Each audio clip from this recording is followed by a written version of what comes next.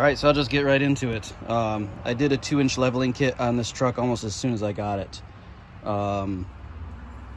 Didn't really think anything about the front end alignment. Everything seemed fine. Like it ran straight down the road, no problems at all.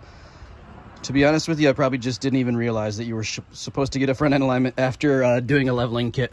But you can see here that I've got some pretty serious wear on the inside. I've even got some exposed, whatever you call that. It looks like kind of webbing all the way around there. That's the driver's side front.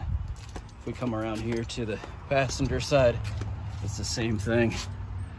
This one's not as bad, but same thing. So yeah, it didn't really show up until recently. You know, you can see this portion of the tire here is just fine. It's just the inside that's bad. And I've got about 31,000 miles on these tires.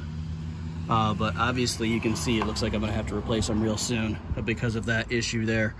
But the rest of the tire is fine. So I didn't really even notice it until I was looking at it. I did a 2,200 mile road trip from North Carolina out to Oklahoma and back, just in a matter of days. And that's when I first noticed that irregular wear when I got back. So I went to get a regular alignment, and I was told that because of the suspension modification, they would not be able to do it at a standard shop. So I had to go to an off-road shop.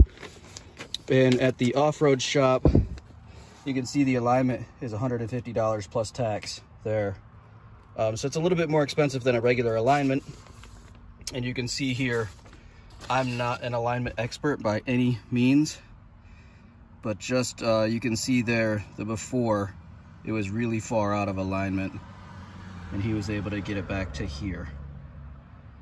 So yeah, I'm gonna have to buy new tires.